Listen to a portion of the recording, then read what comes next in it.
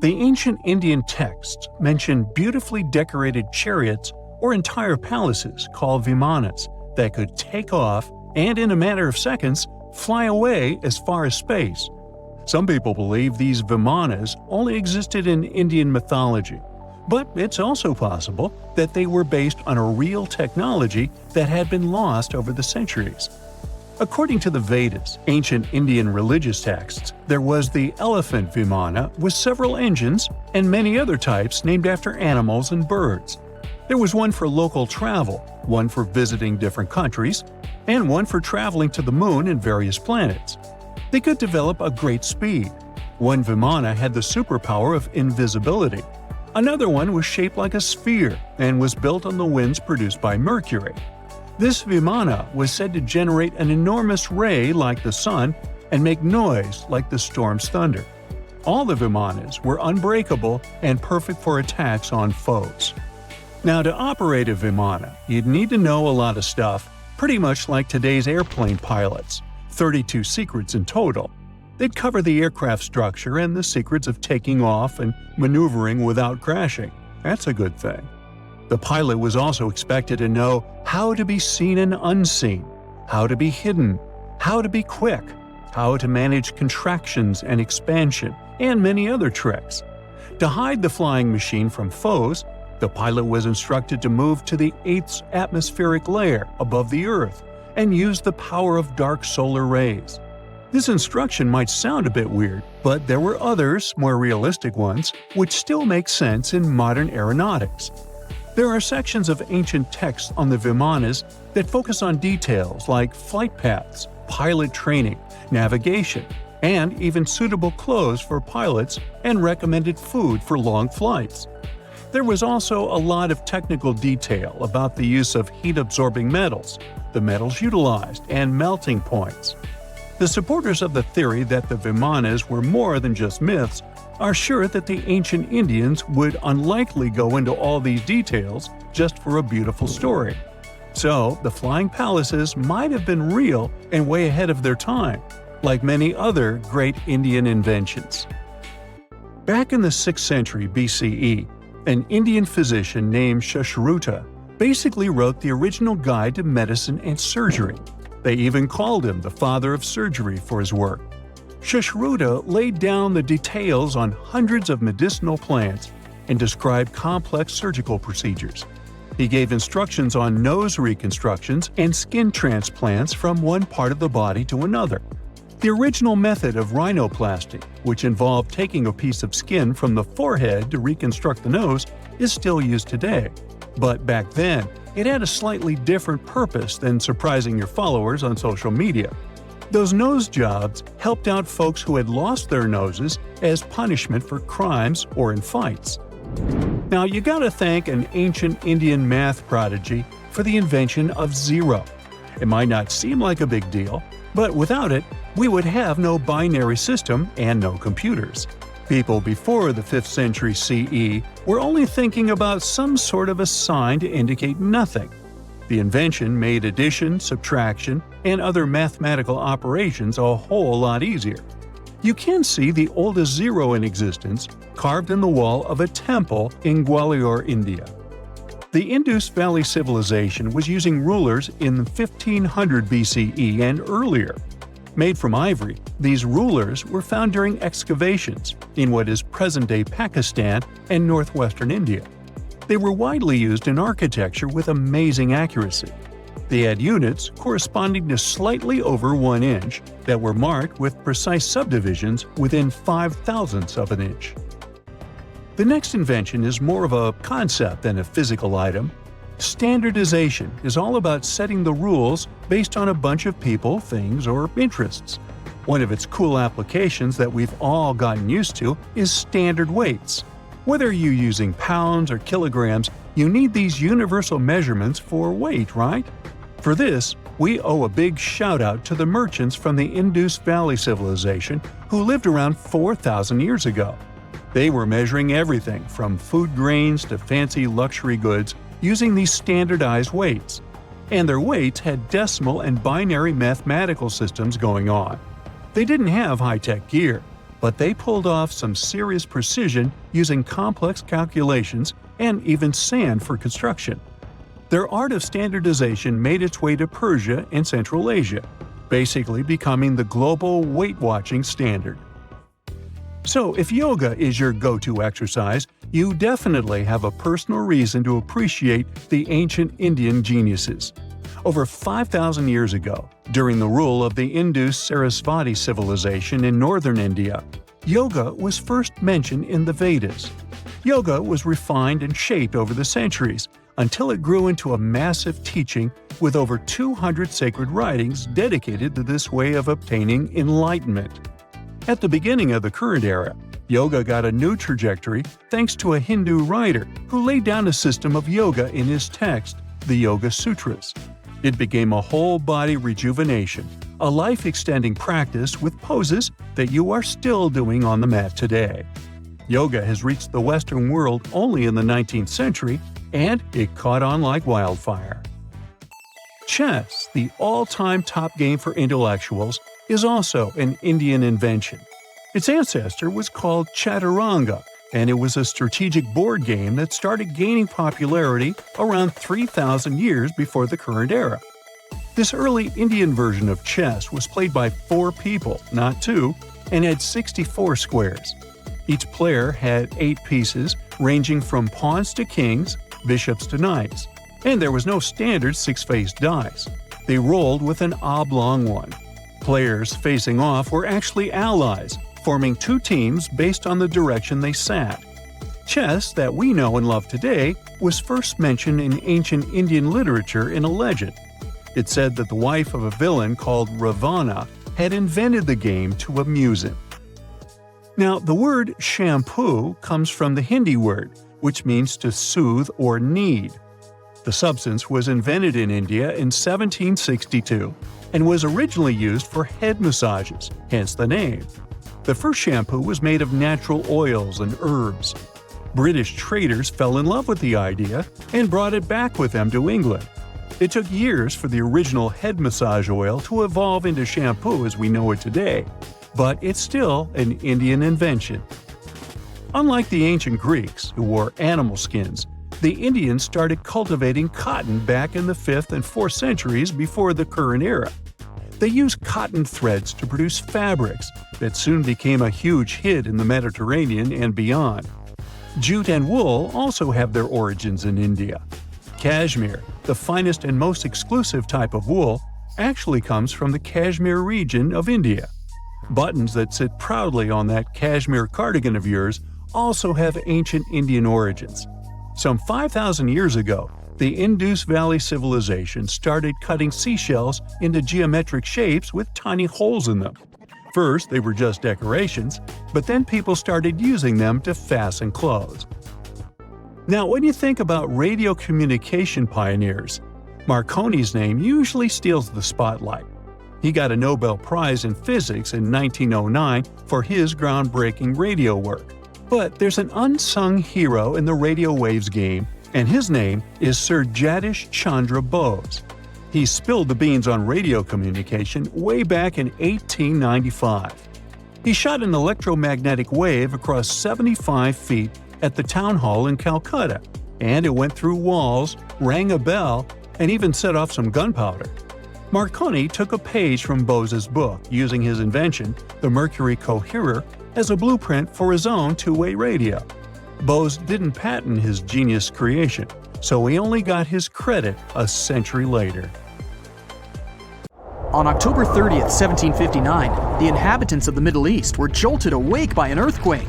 Cracks appeared in the walls of their homes, roofs began to crumble. People ran out of their homes and gathered in open areas. But because of strong shocks, they kept losing their footing and falling. A month later, there was another earthquake, but it turned out to be even stronger. Trees broke, houses collapsed, deep cracks appeared in the ground. The disaster lasted for 2 minutes. Oases, roads, and cities were destroyed. Incredibly, Baalbek's ancient buildings withstood earthquakes. Some historians state that this majestic and mysterious place was built during the Roman Empire, but many researchers disagree. Whatever the truth is, the city is one of the main archaeological phenomena of humankind. The most amazing building of Baalbek is the Temple of Jupiter. The inhabitants of the Roman Empire believed that Jupiter held power over lightning and thunder. The building looked like a platform with 54 columns. A massive roof rested on these columns. Today, you can only see 6 70-foot-high columns. Each of them consists of 3 sections and resembles a pencil. The cores of these pencils were made of lead. This made the columns exceptionally strong. Each of these pieces of stone weighed an incredible 80 tons. That's the weight of 35 Ford Explorer SUVs. Look, this is the largest block in the Great Pyramid of Giza. But compared to the blocks from Baalbek, it doesn't even look that impressive. The foundation under the Temple of Jupiter was preserved. That's how specialists figured out it consisted of about 25 monolithic stones, weighing 450 tons each. It means that the blocks from Baalbek weigh almost 4 times more than the blocks from Egypt. There are 3 more enormous limestone blocks in the foundation. They weigh 800 tons each. This is more than twice the weight of a Boeing 747 plane. Ancient builders must have had a hard time carving such giants from a piece of stone. And after that, they also had to pull them to the construction site and lift them to a significant height. Repeating these logistics would probably turn out to be a nightmare for present-day builders. To do this amount of work, they would need modern equipment. But Baalbek's constructors didn't have trucks, cranes with circular saws, or electricity. How did the builders of the past manage to do this? Scientists have a theory that includes ropes, winches, and lever systems. Naturally, the engineers of the past made all the gadgets from wood. Around 3,000 feet away from the ruins of the temple complex, there's a quarry. Archaeologists suppose that's where the stones for the construction were cut. They found a block of limestone there. It seemed to be too large, even for this incredible place. The monolith got called the Stone of the South. It was 65 feet long and 13 feet wide. The ancient builders didn't have time to completely separate it from its mother rock. A group of scientists from Austria estimated that this piece of limestone weighed more than 1,000 tons.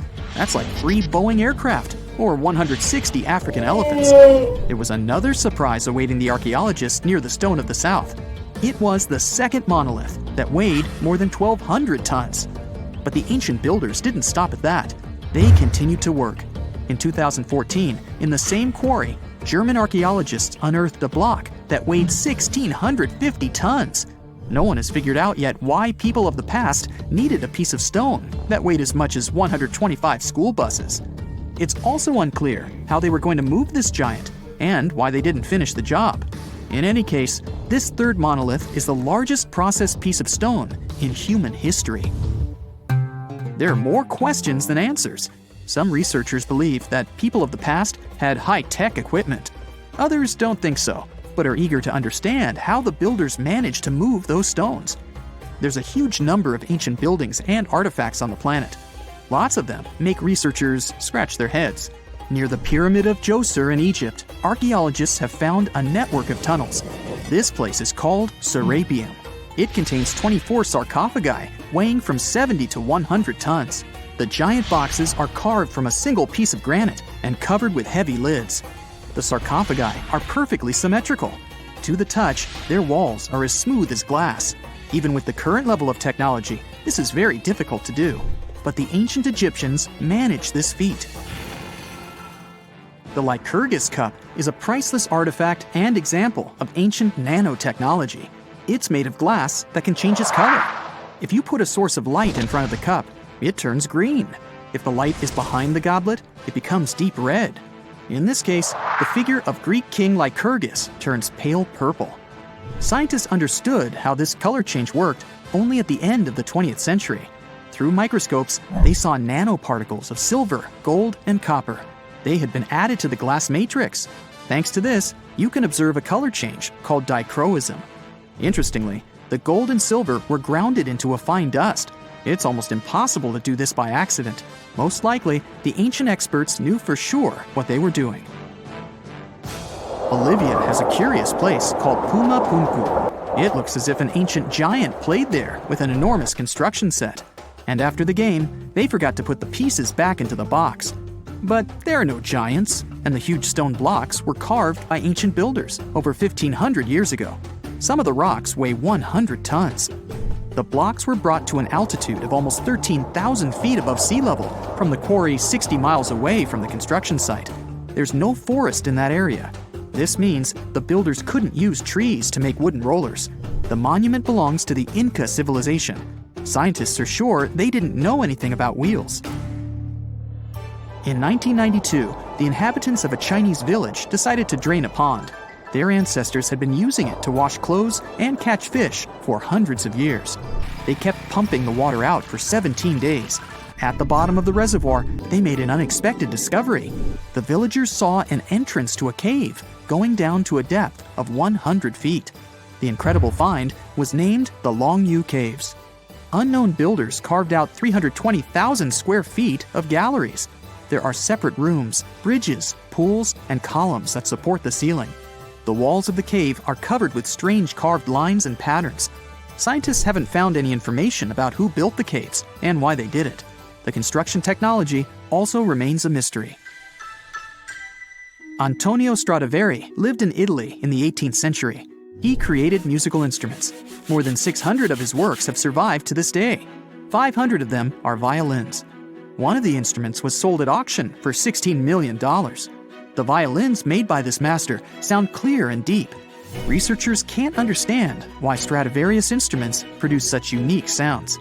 Perhaps it's all about the varnish the master used to cover the violins. The answer may also lie in the wood the instruments are made of. In those days, Europe had a cold climate. Because of this, the wood became denser, and the instruments made of it sounded especially pleasing to the ear. In the Indian city of Delhi, there's a 23-foot-high pole. It weighs 6.5 tons and is made of 98% wrought iron. The 1,600-year-old pillar has no signs of rust or decay. Scientists believe that the monument is so well preserved thanks to the dry weather and the chemical composition of the metal. It might be resistant to corrosion. And still, researchers don't know how the blacksmiths managed to make an iron pillar that's not afraid of rust. It seems like a tough feat, even for modern metallurgists.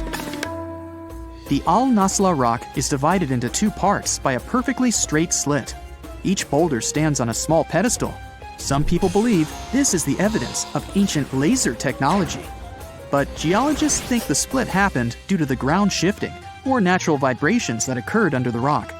This process led to the appearance of the crack.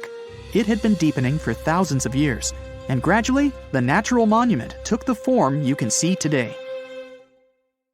It's 1898, and you're taking part in excavations in Sakara. This place, not far away from Cairo, is full of ancient tombs and pyramids.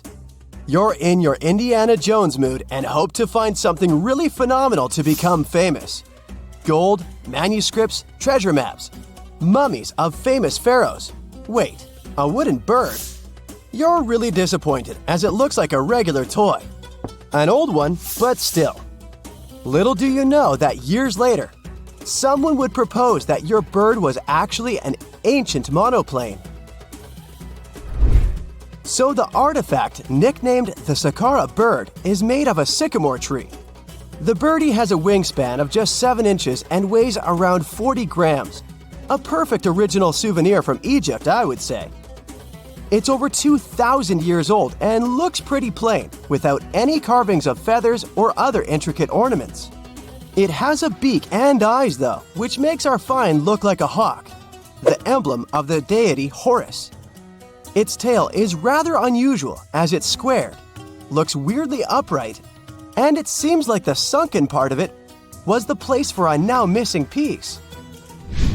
Humans love solving a good mystery, so there have been several attempts to explain the use of the birdie. First, quite simply, is that it was a ceremonial object. The second idea is that it was a toy for a child from some well-off family. It could have been some sort of boomerang, which was a popular concept in ancient Egypt. Then there was a theory that the bird had been used as a weather vane. But this one has been debunked as the figure doesn't have any holes or markings, except for the one made at the museum in Cairo to fix the exhibit on a stick. So there was no way to hang it in the past. Almost a century after the bird was found, Egyptologist Dr. Khalil Masiha proposed a new theory that it could have been a model of a monoplane. He believed the bird was missing a horizontal tail plane. Otherwise, it had its wings set at a right angle, similar to that of modern planes. It could have worked to generate the aerodynamic lift necessary for flights. Dr. Masiha also claimed that it was common at that time to place miniature models of technological inventions in tombs. So, did the ancient Egyptians really invent the plane in 200 BCE?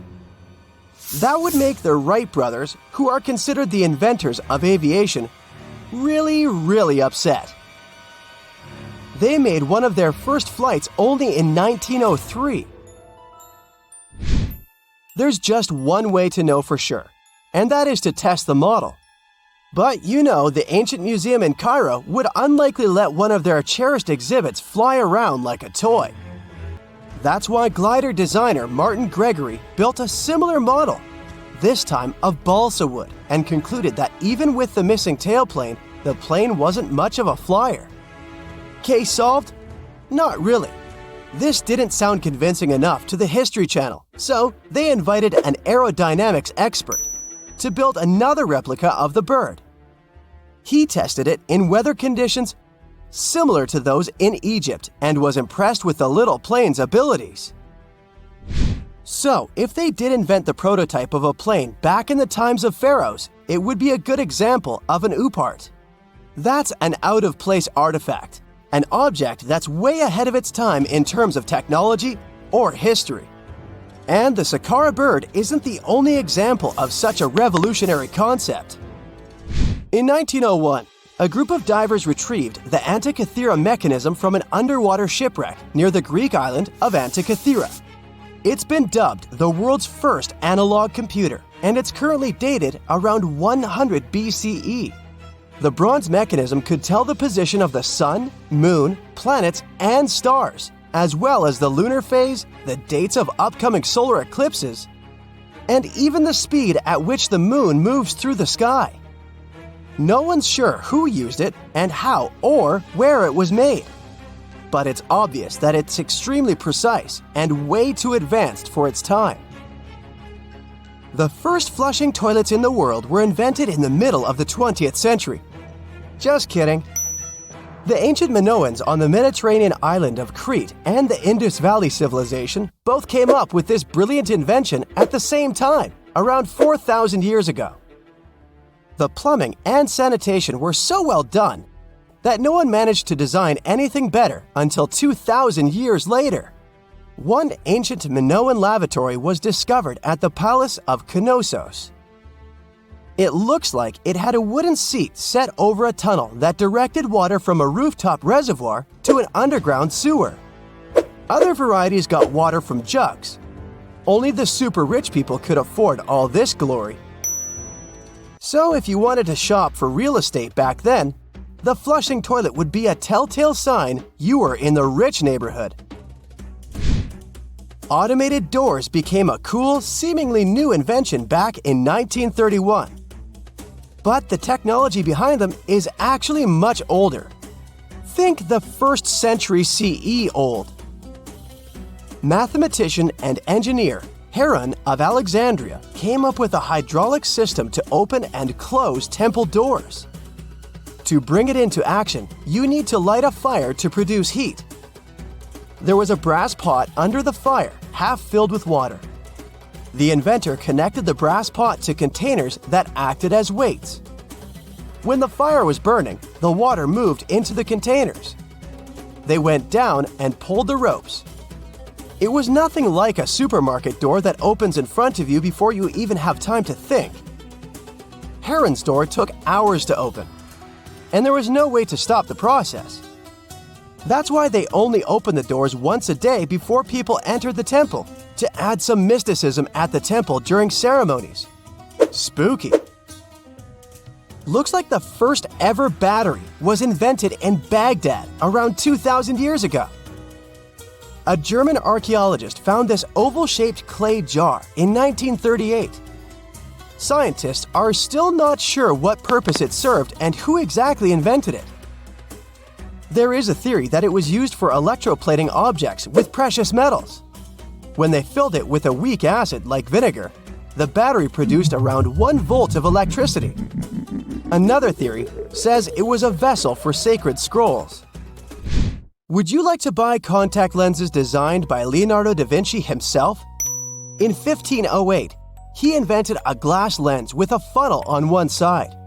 You were supposed to wear it with water inside to improve your vision. Sounds a bit uncomfortable, doesn't it? So, around a century later, French scientist René Descartes decided to improve the idea and make the cornea contact the future lenses. Contacts because they contact your eyes, get it? The glass tube with liquid did help improve vision, but blinking was sadly impossible. 2.5 centuries later, new technologies in the glass industry let scientists design contacts that would fit in the eye and even let the wearer blink. Thanks, guys! Still, those lenses were made of heavy blown glass and didn't let the eye breathe. About 50 years later, contacts became plastic, lightweight, unbreakable, and scratch-resistant, but still covering the entire eye. And then, in 1948, an English optical technician accidentally sanded down a plastic lens and figured out they'd still be in place even if they covered only the cornea. Imagine you're living in 19th century London and need to send a message to New York. It would have taken about 10 days to get there by ship. So when delivery time went from days to hours in 1858, it was a true sensation. The first message was sent by Queen Victoria herself. It was all made possible thanks to the transatlantic telegraph cable, running under the ocean. Sadly, the new cool invention only lasted a few weeks. It took years to bring it back to life. Most people know that pyramids were built as grand tombs for the pharaohs, designed to ensure they had a smooth journey to the afterlife. The Great Pyramid of Giza, for instance, was constructed for the pharaoh Khufu. But what most people don't know is that this whole pyramid building trend started right here with the step pyramid of Djoser about 4,700 years ago. This massive structure was built for Pharaoh Djoser, a ruler from Egypt's 3rd dynasty. It rises 7 layers high above the ground and stands about 200 feet tall. We think of it today as a phenomenal architectural project, but for ancient Egyptians, the step pyramid of Djoser turned out to be more like a massive experiment, a trial run, if you will, to perfect their building skills before they moved on to even more ambitious pyramids. Reaching new heights is super exciting, but the real mystery is what is going on below the ground.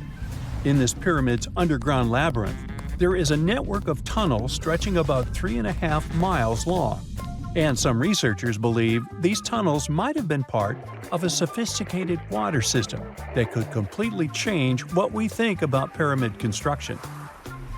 Let's talk about this massive complex located in Sakara. Surrounding the pyramid, there's what's known as a dry moat, a continuous trench that is up to 164 feet wide and almost 2 miles long. It forms a sort of rectangular shape around the pyramid. This trench has an average depth of about 65 feet. Now, if you were to add up all the earth and rock they dug out to create this moat, it would be about 10 times the volume of the step pyramid itself. For the longest time, people just assumed this trench was nothing more than a huge quarry, a place where they dug up stone and clay to build the step pyramid. Makes sense, right? But when you take a closer look, it doesn't add up. The trench is too narrow and deep to be practical for mining, and its layout doesn't match anything we know about ancient Egyptian quarrying methods. Plus, some sections of the trench are actually covered with a rocky ceiling, which would have made it nearly impossible to use as a quarry. Another theory suggests that the dry moat had some kind of spiritual significance. Maybe it was a sacred place, where souls of nobles gathered to serve the late king in the afterlife. There are even niches in the walls that work as a hint at this spiritual function. But most researchers believe that this purpose likely developed much later, long after the complex was built for Djoser. So what was the moat really designed for? In 2020, a researcher came up with a pretty intriguing idea. It is possible that this trench was actually designed to collect and manage water, especially after heavy rainfalls. Now, that makes sense when you consider the location. The moat sits in an area that could easily have been flooded by runoff water from nearby plains. This could also explain why the trench wasn't used for new graves until much later when the climate became drier and less prone to flooding. The story becomes even more intriguing, as this trench appears to be part of a larger, more complex hydraulic system within the Djoser complex. It is like the trench has several compartments, carefully carved out of the rock and connected by tunnels. These compartments likely served as a part of a water treatment system, where water would flow from one compartment to the next, getting cleaner as it moved along. Now, here is where things start to tie into the pyramid itself. The Djoser complex has a series of underground shafts, and some researchers think that water from the moat's deep trench might have been used to power a hydraulic lift system, and this giant water-powered elevator could have been used to raise the heavy stones needed to build the pyramid. It worked like a volcano, but instead of lava, water did the heavy lifting. Imagine a big deep hole in the ground at the center of the pyramid site. Inside this hole, there was a huge wooden platform, kind of like a giant raft that could move up and down. When the workers wanted to lift a heavy stone, they would fill the hole with water. As the water rose, the wooden platform started to float up, carrying the stone with it, almost like a giant water-powered elevator. When the stone reached the right height, the workers slid it off the platform and onto the pyramid. The idea is that water from the deep trench, after being cleaned and filtered, would flow into these shafts. A massive float, possibly made of wood, would then rise as the water filled the shaft, lifting the stones up to where they were needed for construction. Once the stone was in place, they'd let the water out, lowering the platform back down to the bottom, ready to lift the next stone. This fancy hydraulic lift system could have been a game changer, making the whole building process a lot faster and more efficient without using a lot of workforce. It is like the ancient Egyptians were already embracing the whole idea of work smarter, not harder. But of course, not everyone is on board with this theory. Some experts argue that the area where the step pyramid of Djoser was built couldn't have held enough water from occasional rains to maintain such a fancy hydraulic system. The main theory suggests that, in the past, there might have been some kind of lake nearby that would have filled up after a period of rain, and this lake could have supplied water to the complex's hydraulic system. But there is no mention of such a lake in any ancient Egyptian writings, so it might be more of a what-if situation than a reality. And then there's the issue of the hard work itself. Remember when I said this method could have allowed the ancient builders to raise stones with far less effort? Well, that might not be entirely true. According to some experts, just building this hydraulic device would have required a lot more heavy work than simply moving the stone blocks using good old-fashioned manpower. And let's not forget, the step pyramid of Djoser is like a baby pyramid compared to those that came later. The stones used for Djoser's pyramid weighed, on average, about 660 pounds each, which is nothing compared to the more than 2.5-ton blocks used later for the pyramid of Chephren. If this cool water lift theory gets completely ruled out, we still need to explain how this pyramid was built in the first place. To answer that, we need to rewind a bit and talk about the original plans. See, before Djoser's tomb became a pyramid, the idea was to construct a simple mastaba. This type of tomb was pretty common in earlier periods, a flat-roofed, rectangular structure with sloping sides. But after the original mastaba was finished, they decided to expand it a bit by adding more layers on top. And then they added even more layers, until the construction reached 6 distinctive steps, each one smaller than the previous. And they probably did all this by raising those heavy stones using ramps, not a water-powered elevator. There is still so much we don't know about the step pyramid of Djoser. More research is definitely needed to fully understand how this system worked, or if it even existed at all. But the idea of using water to help build the pyramid adds a whole new layer to our understanding of ancient Egyptian engineering. It's a powerful reminder of just how clever and resourceful those builders were, using the natural landscape and the power of water to create one of the most iconic monuments in history. Listen to this. Neanderthal fiber technology. Nope, I'm not joking. The concept is real. In 2020, a team of scientists published a paper that redefined the way we saw our closest ancestors. A find in France changed archaeology forever, and it wasn't the first time something like this had happened. But let me start from the beginning. Neanderthals. For a long time, they fit the image of the typical cavemen. If you are now thinking of someone like Fred Flintstone, you wouldn't be much wrong. What was the reason behind this stereotype? When did we start believing that Neanderthals were not the brightest tools in the shed of evolution? In comes William King, a 19th century British geologist. He was the man who named the Neanderthals. Based on the bones King found, the scientist declared the species not intelligent, and this image stuck with the Neanderthals for centuries to come. But a piece of string, just a quarter of an inch long, changed everything. A small, dry river valley, Abri du Maras, was the place of the great find. Archaeologists unearthed a cord fragment next to a stone tool. Such twisted fibers could have been used for everything from making clothes to fishing nets. In prehistory, this was some advanced tech, and the Neanderthals seemed to have mastered it. Scientists already knew that these early humans made tar from birch bark, and that they produced shell beads.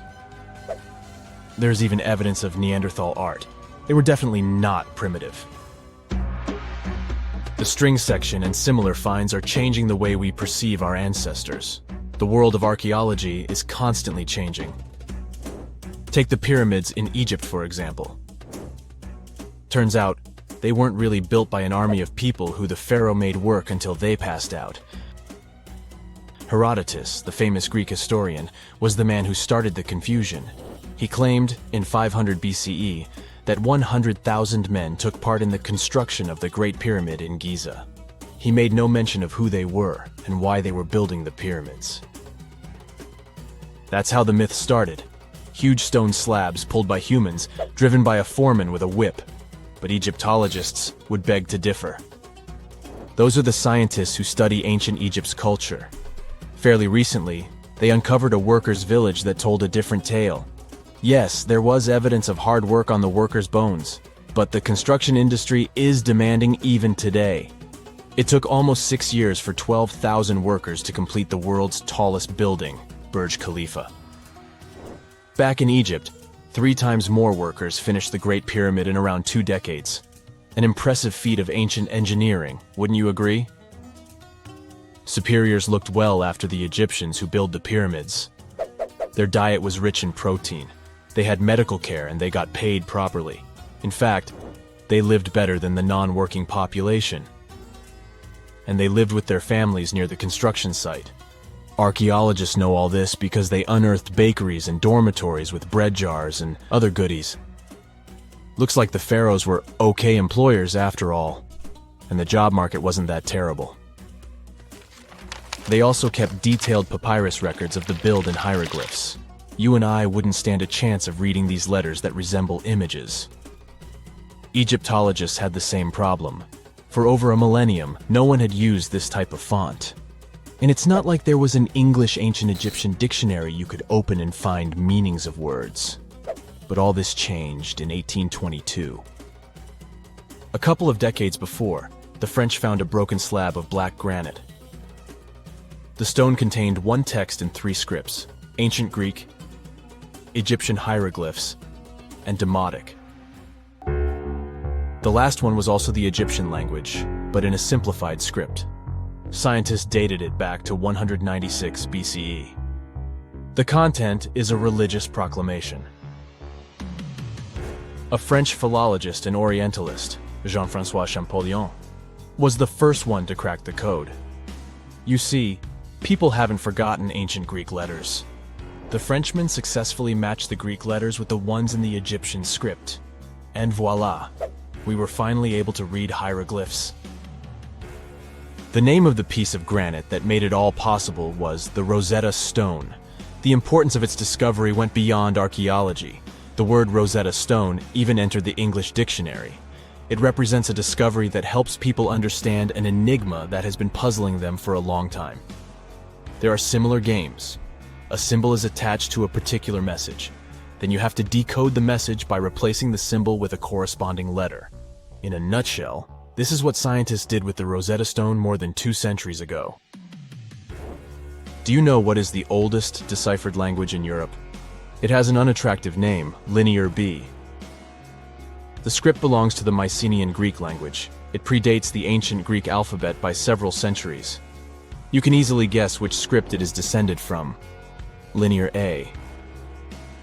The people from Crete used Linear B more than 1,000 years ago. During the Late Bronze Age, the Greek civilization that used the script vanished. There was no one who could read Linear B, and more importantly, no one knew it existed in the first place. This was about to change during the first years of the 20th century. A British archaeologist by the name of Sir Arthur Evans excavated a vast palace complex at Knossos, Crete, Greece. This was the center of the Minoan culture that created the enigmatic script. The palace boasted some 1,300 rooms. They had colorful paintings of dolphins, griffins, and bulls. All of these captivated the archaeologists' imagination. But their biggest find was at first overlooked. Thousands of slabs of baked clay. The fire that brought down the palace helped preserve the tablets. It was impossible to read the slabs, though. They were written in an unknown language. The scientific community had to wait for another half a century before Michael Ventris cracked the code. He was an English architect and cryptographer. Ventris studied Greek and Latin. While attending the famous archaeologist's lecture, the young man decided to solve the puzzle of Linear B once and for all. He managed to do so in 1952. One of Ventris's most amazing discoveries was that the script was an archaic form of Greek. But cryptology still hasn't solved the code of Linear A. This writing system will remain a mystery until a motivated young person like Michael Ventris comes along. They wouldn't have to be a professional archaeologist. Basil Brown certainly wasn't. Yet in 1939 he discovered the richest early medieval tomb in Europe. This happened in Sutton Hoo in the southeast of England. This wasn't an ordinary tomb made out of stone. It was a full-size ship, 3 times as long as a London double-decker bus. And that's not all. Apart from its main purpose, the ship was full of riches. Deluxe hanging bowls, feasting vessels, gold and dress accessories, and luxurious textiles were just some of the treasures found. Archaeologists were also amazed by the silverware from distant Byzantium. You probably know this city as Istanbul, Turkey. Even in our age, it's several days' drive from Sutton Hoo. Just imagine how much time and money it cost to import a silver plate in the 7th century.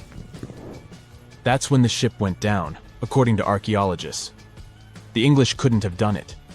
At that time, there was no England. The people living in the British Isles at the time were the Anglo-Saxons. Perhaps the ship from the grassy mounds in Suffolk belonged to one of their kings? We will never know. The local acidic soil did away with any possible evidence, or no one laid there in the first place. It could have been a cenotaph, which is a monument constructed to honor an important person. The archaeologists still don't have a definite answer. But what they have found at Sutton Hoo shed light on the Dark Ages. Before the discovery of the ship, they knew little about what had been going on in Britain after the Romans left. Now, the image of the early Anglo-Saxon society was much clearer. Perhaps the English soil will be the site of the next great breakthrough in archaeology. Wow! Scientists have found a lost city beneath Egypt's pyramids. And it's incredibly large, bigger than the biggest target you can imagine. Underground chambers, passageways, and vertical structures. Scientists have no idea what purposes they serve. But let's start from the very beginning. Italian and Scottish scientists studying the Pyramid of Khafra discovered something that looked like secret tunnels under 3 pyramids. This find might change what we know about ancient Egypt. The expedition, called the Khafra Project was led by Corrado Malunga from Pisa, Italy, and Filippo Biondi from the University of Strathclyde, Scotland. Their mission was to focus on exploring Khafra's pyramid, the second largest on the Giza Plateau. Scientists uncovered a massive structure beneath the Pyramid of Khafra. Could it be an ancient Egyptian underground city? The experts analyzed the data they had and came to the conclusion that 8 large vertical structures could be hiding beneath, possibly wells or shafts. They extend a staggering 6,500 feet across. Imagine placing 2.5 Burj Khalifas on the ground, one after another, and you get the sheer size of this find. These shafts also plunge nearly 2,000 feet underground. Some of the deepest underground stations in the world are located at a mere 380 feet underground or so. These cylindrical shafts are surrounded by spiral paths. Picture some old Gothic castle. They're connected to 2 giant, weirdly shaped chambers. Are those cubes? Or possibly bowls? Each of these chambers is likely more than 260 feet across. Now, even though we know about the structures now, no one has figured out their original purpose yet. Want to hear something even more shocking? Okay then. The team is almost sure that similar access points can be found under all 3 pyramids. In other words, all of them might be linked by a hidden system of underground tunnels, chambers, and passages. Even deeper, about 4,000 feet under the surface, there might be more unknown structures. And doesn't it add to the mystery? But the coolest news is that, according to some team members, these hidden structures near Giza pyramids could align with the legendary Halls of Amenti. In ancient Egyptian mythology, it's a place where people are believed to arrive when they're close to the end of their days. There, they are said to take a 3-day-long trial, facing their biggest fears. Now, how did scientists even discover these hidden spaces? To uncover them, researchers used 2 satellites positioned 420 miles above Earth. They sent radar signals to the Giza Plateau, and these signals generated detailed images, which were later compiled into a 3D model of the underground layout, including the newly detected shafts. Then, using synthetic aperture radar or SAR technology, which is a type of radar that can penetrate through stone, the team also spotted 5 small room-like structures hidden deep within the pyramid. One of these chambers contained a sarcophagus, which was once thought to be the tomb of Pharaoh Khafra. But now, scientists believe this was a mistake. The true burial site is likely to be elsewhere. In any case, these 5 hidden rooms were completely unknown before the scans. They seem to be arranged in the center of the pyramid and are linked to underground pathways leading somewhere below the structure. There's an opinion that these tunnels could lead to more hidden chambers and wells. Some of them might be around 4,500 years old. Wow! What if they help us solve ancient civilization mysteries? Preliminary data suggests that all this underground space can be much more than a few empty chambers. There might be many more hidden structures near the Giza pyramids. How come? Well, the thing is, the structure appears to include hollowed-out sections with spiral pathways leading even deeper underground. Refining the images hinting at this could reveal an extensive subterranean network. It might be a whole city hidden under the surface. Now, despite the excitement surrounding these findings, there are also a lot of people who don't believe in the existence of the underground city. They're skeptical about the archaeological discovery in Egypt due to the lack of peer-reviewed verification. That's why several archaeologists and radar experts have challenged the validity of the claims. They've explained that the technology used to make the discovery may not be advanced enough to produce such detailed underground imagery. According to them, the 5 smaller chambers found near the surface could be natural formations, since the area had had sacred significance long before the construction of the pyramids. Some experts have even dismissed the use of radar methods in this context altogether. They call these methods scientifically unproven and question their accuracy. The discovery has also reignited discussions about ancient Egyptian myths and the possibility of hidden texts lying somewhere beneath the Giza pyramids. The layout of the newly detected underground chambers shares similarities with mythological accounts of the Hall of Records, a rumored chamber that could preserve early Egyptian wisdom. If confirmed, these findings could significantly reshape the understanding of Egypt's sacred topography. Plus, this lost city beneath Egypt's pyramid could become physical evidence of previously unknown underground structures. That's why the Khafra project is super eager to begin excavating to confirm their findings. But getting approval from Egyptian authorities is a challenging process. The discoveries still need to undergo peer review before they are accepted by the academic community. By the way, this recent archaeological discovery in Egypt comes on the heels of another discovery involving a weird structure beneath the Royal Giza Cemetery, which researchers believe is unnatural in origin. Archaeologists used remote sensing techniques and uncovered a mysterious L-shaped structure underground in the Western Cemetery of Giza. This area is known to house burials of royal family members and high-ranking officials. Many of the tombs in the cemetery have above-ground mastabas, rectangular stone or mud brick structures with flat roofs. But there is an area in the center of the cemetery where there are no above-ground structures. To investigate this unexplored region, the team used electrical resistive tomography and ground-penetrating radar. ERT works by sending electrical currents into the ground and measuring the resistance to detect remains. As for GPR, it sends radar into the ground and maps the structures based on the radar's return. The team found an anomaly about 6.5 feet beneath the surface. It appeared to be an L-shaped structure measuring at least 33 feet in length. The readings suggested that the structure had been backfilled with sand after its construction. This made the team hypothesize that it could be a mix of sand and gravel, or possibly an air void. This anomaly was classified as a highly resistive structure, which meant it didn't occur naturally. Motoyuki Sato, the study's lead author and professor at Tohoku University in Japan, claims that the structure is not a natural formation due to its sharp shape.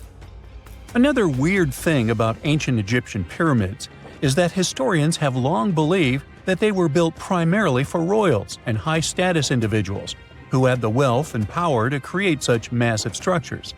However, new research from the archaeological site of Tombos in modern-day Sudan challenges this assumption.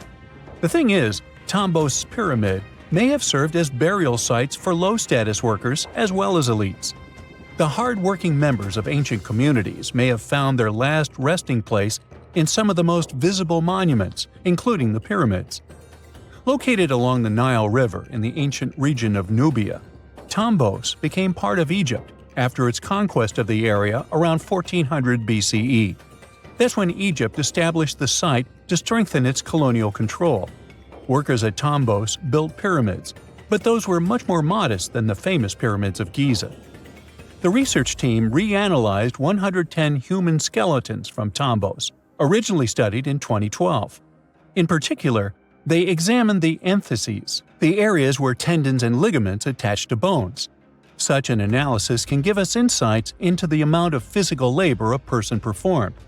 When someone does hard labor, their bones often develop distinct crests and ridges at these attachment points due to the stress on the tendons and ligaments. And while some skeletons showed little change in their entheses, suggesting they belonged to individuals from the upper classes, others showed more serious changes. It means they belong to lower-class workers. This finding can totally challenge our earlier understanding of pyramid burials, especially the idea that only elites were buried in the pyramids, because the pyramids themselves were designed for the elite. This recent research may prove that lower-class workers may have found their final resting place in these monumental structures too. This is not a dune set. This is a very real desert in Niger. Jado was probably built by the nomadic Sao people and is filled with ksars, which are fortified houses made of salt and clay, with giant walls and secret passages.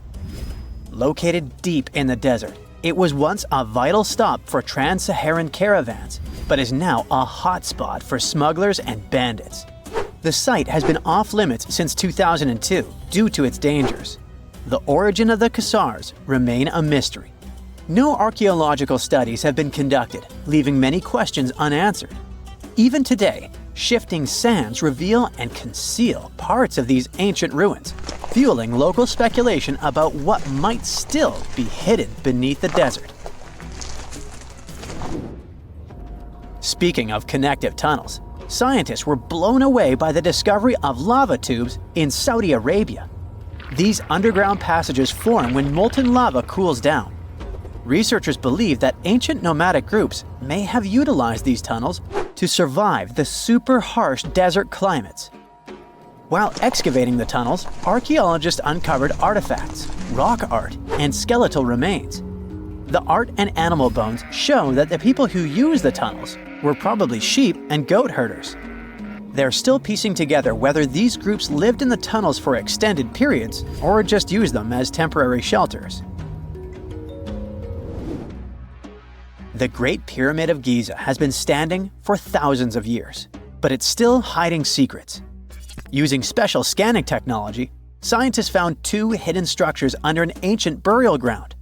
The first is a shallow L-shaped structure, and below it is a much larger space that could be a final resting place or a chamber.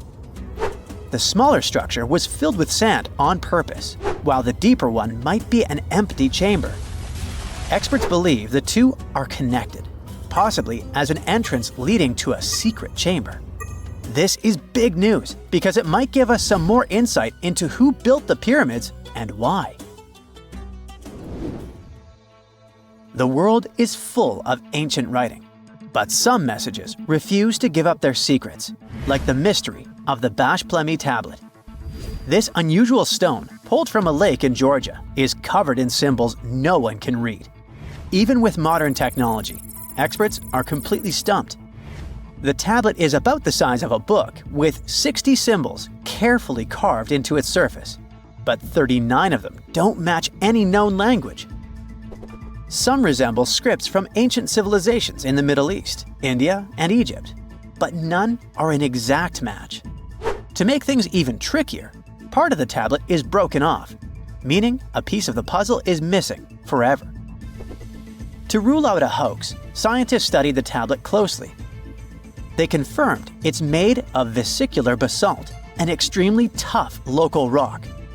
Whoever carved these symbols must have been really skilled. Based on similar archaeological finds, experts believe the tablet could date back thousands of years, possibly to the late Bronze or early Iron Age. Some symbols repeat, which could mean they're numbers.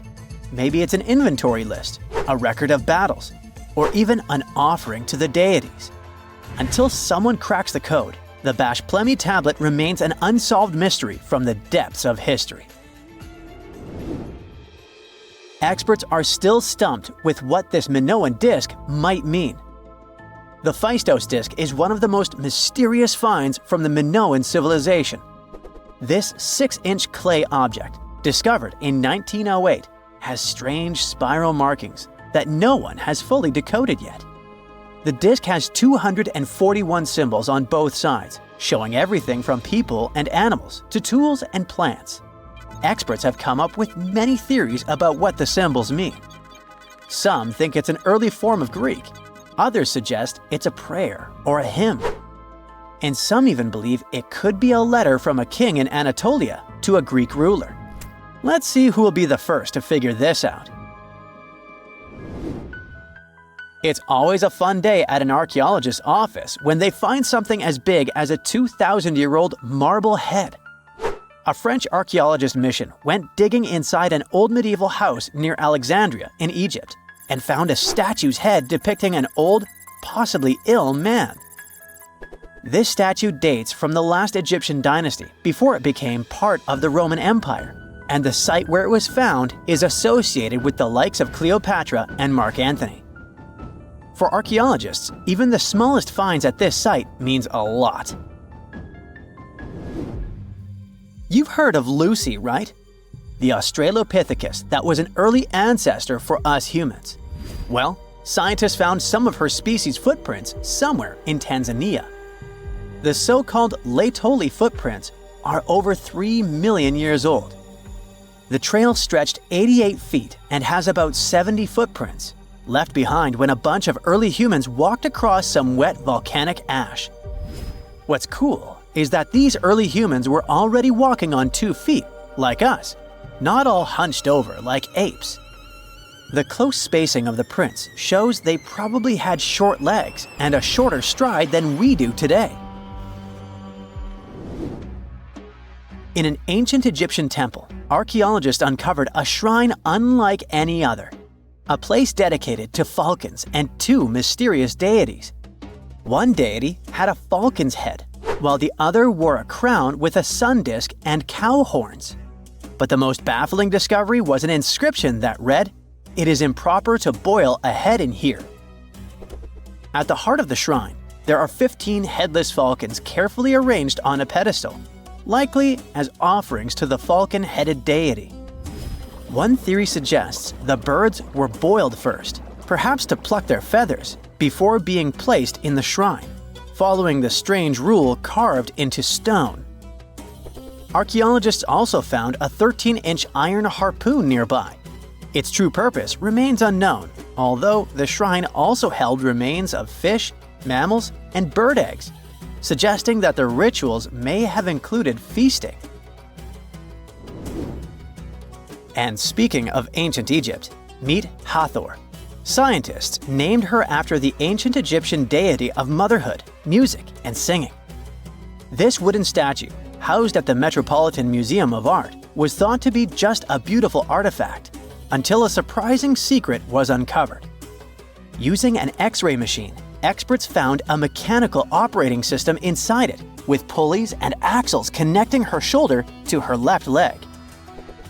When activated, the system made her hand raise and lower, an engineering marvel from over 3,000 years ago.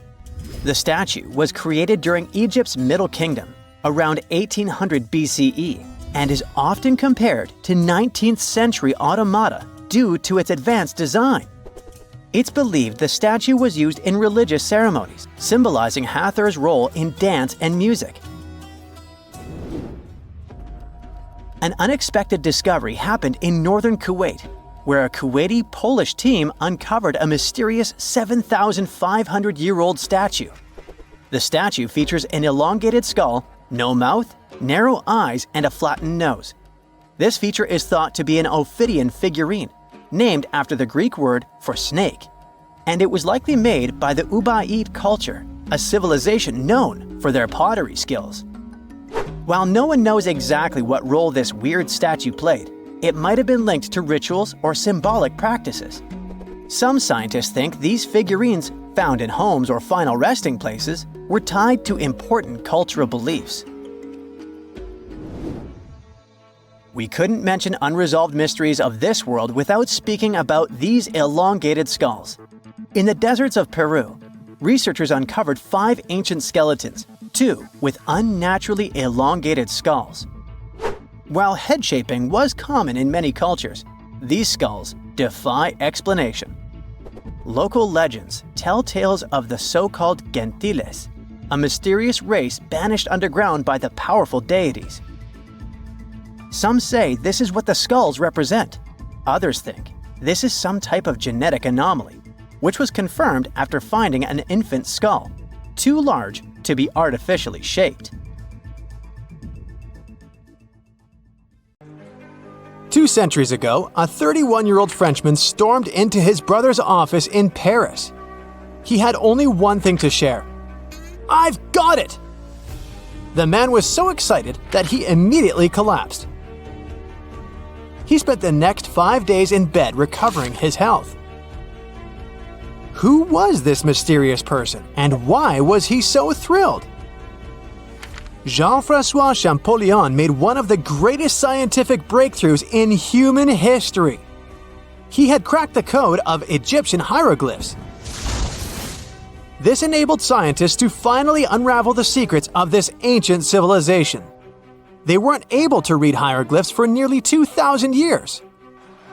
After the Romans took over Egypt, the intricate writing system slowly faded away from people's minds. The last of the hieroglyphic texts date back to the 4th century. For thousands of years, Egyptians used images to show their lives. But the knowledge of how to read these pictures was lost to modern science. The story of hieroglyphs began in 3250 before current era. That's when ancient Egyptians developed writing. Their motivation was to better organize the distribution and storage of goods. One of the earliest examples is a ceramic jar that had an inscription in black ink. There were two major writing systems. The first were the hieroglyphs, which literally means sacred carving. Egyptians carved hieroglyphs in stone on temples, tombs, and similar monuments for 3,000 years. They present a system of pictorial texts. A pictograph is a picture or a drawing that stands for an idea of a word. It's a precursor to the true writing as we have it today. For example, when Egyptians wanted to write ibis, they would draw a small image of the bird. Hieroglyphs can be found on walls. They were a formal way of writing. The other writing system was hieratic. Egyptians mostly used it when writing on papyrus. That's an early, thicker form of the paper we have today. It soon evolved into demotic. This improved version became the most common writing systems in ancient Egypt. Then, in the early 4th century BCE, Alexander the Great took control of Egypt. This was the time when the Greek Ptolemaic dynasty ruled the country. You've probably heard of the last ruler of this dynasty, Cleopatra. During her time, Egyptian Demotic and Greek were used side by side. The two started mixing, and by the year 100, a new language emerged, Coptic. It slowly replaced the ancient writing system. Only Egyptian priests used hieroglyphs for the next couple of centuries, and then their meaning was lost to history. But not forever. Arabs were the first who tried to solve the mystery of the hieroglyphs. Medieval travelers came across these strange symbols and wanted to understand their meaning. They consulted speakers of Coptic and translated text from Greek and Latin into Arabic to break the code of the hieroglyphs. During the Renaissance, Europeans also became fascinated with the legacy of ancient Egypt. Scholars from the Old Continent believed that hieroglyphs were a group of symbols as opposed to a written language. This was all about to change in 1799. A year earlier, Napoleon, the famous French ruler, arrived in Egypt. His subordinates constructed a fort that dated back to the 15th century. Rashid, or Rosetta, was a port town in the northeast of Egypt, near Alexandria. One section of the old fortification wall contained an interesting slab inside. The stone tablet was made of a granite-like rock. It was just 40 inches high and 30 inches wide. It contained 3 distinctive sections of text carved into it. The letters were in 3 scripts and 2 languages: hieroglyphs, Demotic, and Greek. It was a fragment of a larger ancient stela. These are upright stone slabs that are used to dedicate to a person or an event, but the one from Rosetta was damaged. 2/3 of the hieroglyphic text on the top was missing. The bottom Greek text lacked a cornerstone. The only fully preserved section was the writing in Demotic in the middle of the slab. It eventually ended up in the British Museum. The scientific community was intrigued, and the race was on to decipher it. Prints and casts of the slab went out all over Europe. Scholars already knew ancient Greek, so in theory, this shouldn't have been so hard. The first people who saw the Rosetta Stone thought the process would take 2 weeks. In the end, it took 2 decades. The main issue was the fact that hieroglyphs and spoken ancient Egyptian didn't have a connection anymore. Scientists didn't know what sounds the letters on the slab corresponded to. Imagine if English disappeared 1,000 years in the future. Then someone finds a tablet with the word dog. At first, they wouldn't know how to read the word or the individual letters. Even if they figured out how to pronounce the word, they wouldn't know its meaning. This is what linguists were dealing with in the case of the Rosetta Stone. The careful study of the artifact produced another find. The texts weren't direct translations of each other. They both described the same event, but in different words. It was like you saw a movie with two friends, and then all three of you wrote different reviews about it. The original text was probably in Greek, but the translators added extra words to make it sound more Egyptian. An English physician and physicist, Thomas Young, made the first great breakthrough. He knew that the name Ptolemy appeared several times in the text based on the Greek translation. This wasn't an Egyptian name, so it was impossible to represent it with a single image. The only way to spell out this Greek name was to use symbols that sound like it when produced. This is called transliteration, and we have it today as well. This is how foreign-sounding words are written down in Chinese or some Slavic languages. Young focused on sets of hieroglyphs in oval frames. These are called cartouches. He experimented a bit but finally discovered that one of them read, Ptolemy the Great. The individual hieroglyphs that made up this name corresponded to sounds needed to produce it. This is where our mysterious man from the beginning of the video enters the picture. Champollion picked up where Young left off. He knew Coptic, so the Frenchman was able to determine what many other hieroglyphs sounded like. The eureka moment was close. It came while he was studying a cartouche from a site dedicated to Ramses II. It had 4 symbols. The last 2 were the same. He determined this was the sound S. The first symbol was the sun. This is Ra or Re in Coptic. So the cartouche read Ra something SS. Can you already guess the name? Of course, it's Ramses. This breakthrough finally cracked the code. Ancient Egyptian wasn't a mishmash of cool-looking images. It was a phonetic language that Jean-François Champollion discovered in September of 1822. The stone slab is today known as the Decree of Memphis. The Egyptian Council issued it in this city in the year 196 before current era. In it, they expressed their loyalty to the pharaoh. They erected identical stelae in temples all across Egypt. The Rosetta Stone was just one copy of them, but its content is less important than the fact that Champollion's translation gave these ancient peoples their voice again. During the 1800s, European scholars didn't think that the Egyptian civilization was much older than classical Greek or Roman.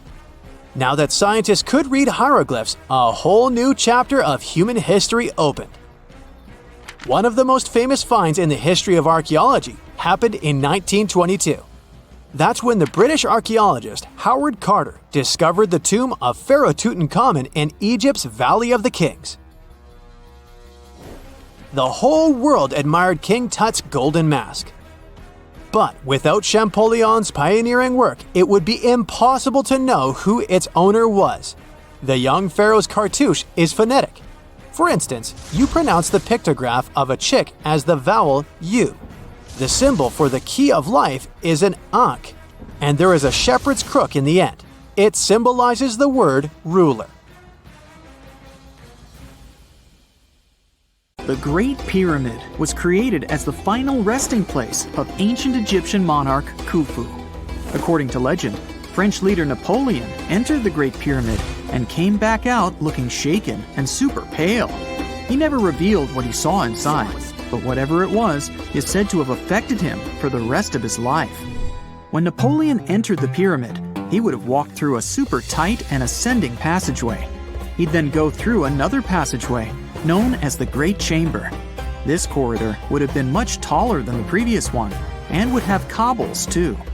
He'd then reach the King's Chamber, the centerpiece of the Great Pyramid, which was lined with huge blocks of granite. But it wouldn't have looked as grand as we might imagine. There are no hieroglyphics decorating its walls, as Egyptians only began decorating the burial chambers of pyramids much later on. The pharaoh's tombs deep inside the pyramid would have also been filled with treasures, from chunks of gold to the world's most expensive jewelry. But this would have all been looted a long time ago.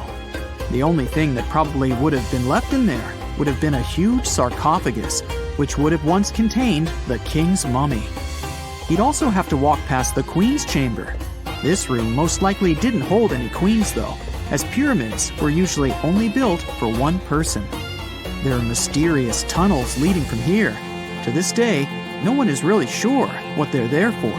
And that's not the only mysterious and creepy thing Napoleon may have encountered, as stories of pharaohs leaving ancient curses on pyramids go way back. Many pyramids had warnings written on the outside, telling of horrifying things that would happen to those who entered and disturbed the peace. We might not know what exactly Napoleon found in the Great Pyramid that scared him so much, but we know for sure what was found in Tutankhamun's tomb. Tutankhamun was an ancient Egyptian pharaoh who was only 8 or 9 years old when he took to the throne. He became a cultural phenomenon when his tomb was discovered almost completely intact in 1922. His pyramid sits in the Valley of Kings in Thebes, modern Luxor, which is in Egypt. Unlike the Great Pyramid, Tutankhamun's tomb was covered in beautiful wall decorations. The walls told the story of how he would travel to the afterlife through the underworld. Egyptians believed all people would have to take this journey, so they would fill their tombs with objects and paintings to help them get there. There'd also be spells painted on the walls. They believed this would help people pass over to the next realm. The journey would be pretty long, and for that reason, the ancient Egyptians would also fill the pyramids with food. Tutankhamun's pyramid was filled with 8 fruit baskets. They even found something called gingerbread fruit in there. The rooms were jam-packed with furniture, statues, clothes, and staves, amongst a whole bunch of other things. You'd likely find a lot of clothes and expensive jewelry in the pyramids as well. The ancient Egyptians wanted their ancestors to travel in style to the afterlife. They put Tutankhamun in his final resting place with over 50 pieces of clothing, all of the highest quality.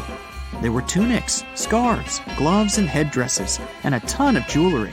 Bracelets, pendants, necklaces, rings, and scarabs for protection were all found inside.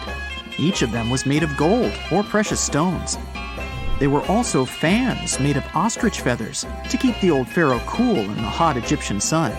But the temperature inside the pyramids never actually went above 68 degrees Fahrenheit.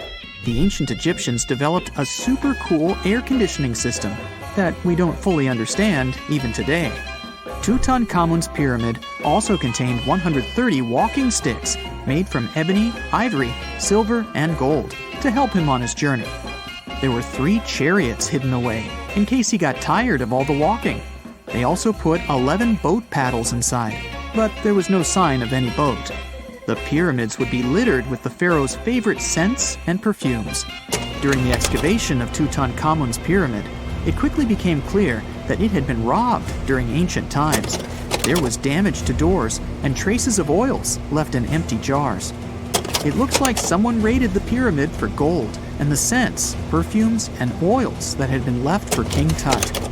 There was still a bit of perfume, which was made from coconut oil and frankincense, left in one bottle.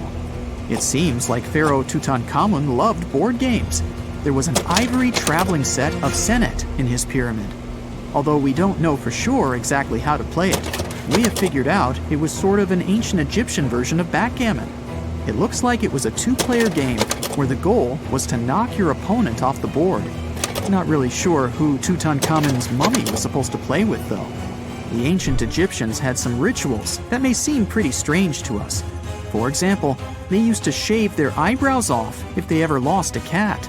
So it's not too surprising they put some really weird things inside pyramids. Archaeologists discovered a collection of mummified cats and scarab beetles in pyramids that date back more than 4,000 years. They were found in the pyramids of Sakara, which is south of Cairo. They also found a bunch of makeup kits and mirrors inside. Makeup was worn proudly by both men and women in ancient Egyptian times. Eyeliner was the most popular cosmetic. The Rosetta Stone was one of the best discoveries ever made in pyramids. It was found by our man Napoleon Bonaparte and his team. It's a black granite rock that dates back to 196 BCE. It's transcribed in Greek, Demotic, and Hieroglyphic. When it was translated in 1822, we got the key to understanding ancient Egyptian hieroglyphics for the very first time.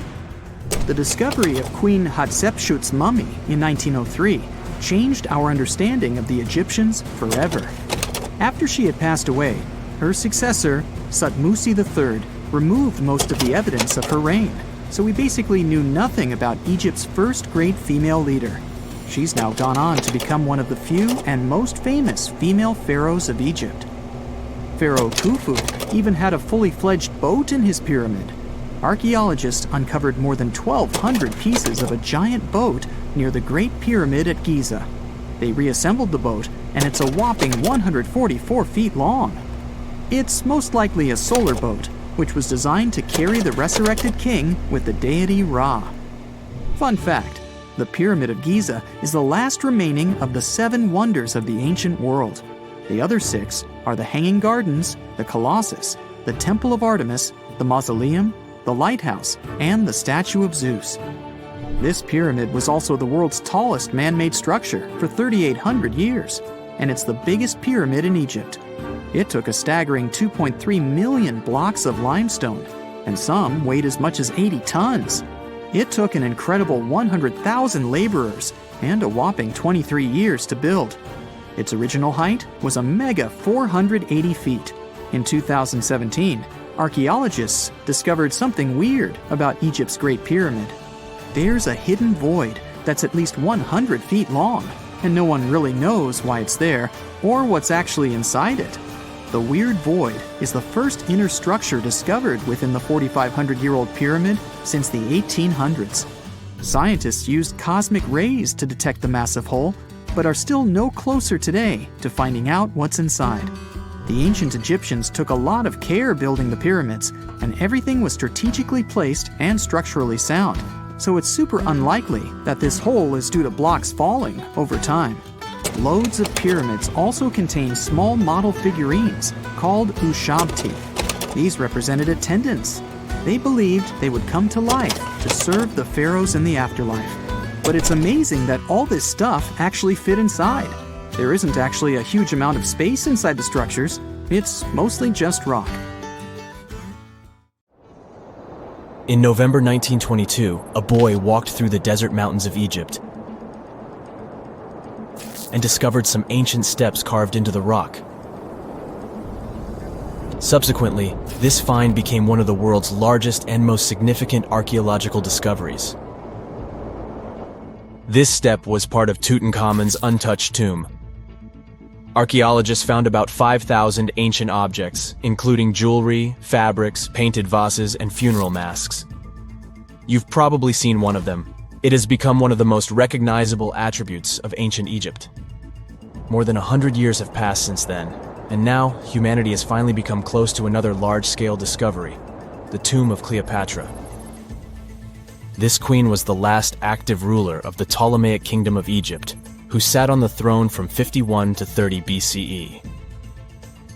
There are many ancient records about Cleopatra, her reign, and her unusual personality, but until now, no one has discovered the secrets about her passing away in the burial place. So, one archaeologist, Dr. Kathleen Martinez, has been studying ancient records and temples around Alexandria for decades, and concluded that the tomb of the queen should be located under the ancient city of Taposiris Magna, founded in 280 BCE. It was a big city on the northern coast of Egypt, where tens of thousands of people were engaged in trade and industry, and it seems that Dr. Martinez's guesses turned out to be correct. She and a group of archaeologists have discovered a secret underground tunnel near Alexandria, with a length of about 0.8 miles. It was cut into the rock under Taposiris Magna's temple. During further excavations, they found many things that indicate Cleopatra's tomb lies in the tunnel's depths. It's also possible that she is buried there together with the Roman commander, Mark Antony. According to ancient records, Cleopatra and Mark Antony loved each other and together opposed the Roman Senate, which declared Antony a traitor. The fact that natural disasters have occurred on the territory of Taposiris Magna for thousands of years can complicate the excavations. Earthquakes and floods destroyed the city and possibly flooded its underground tunnels. But archaeologists hope the ancient tomb remains untouched, and that it hides many treasures and records about the royal life of ancient Egypt during the reign of the last dynasty. There's a chance that excavations will go underwater and in the mud. This will require much time and funding, but archaeologists are sure it's worth it. Anyway, it's too early to say that Cleopatra is really buried there, but scientists have found many things in the tunnel that confirm this, including clay pots, dozens of coins with the image of Cleopatra and Alexander the Great, as well as a bust with the image of the Egyptian queen. Cleopatra is still one of the most popular personalities in Egypt, on an equal footing with Ramesses III and Tutankhamun. She inspired many films, paintings, and books, but what made her so popular? She became famous for her inconsistency. She was a beautiful, intelligent ruler who pulled Egypt out of the crisis and made it a prosperous power. Medieval Arabic texts say she knew chemistry, mathematics, and philosophy, and may have written several scientific books. She knew several languages and had excellent diplomatic skills. At the same time, there are many legends that she was a femme fatale who drove many men crazy. However, there's no evidence that her beauty was incomparable.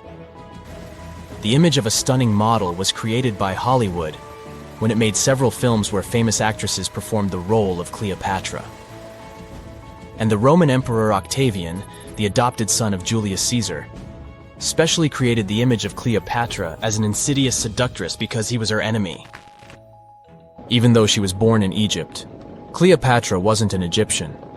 Her ancestors were Greeks, among whom was one of the generals of Alexander the Great. However, the people of Egypt loved her.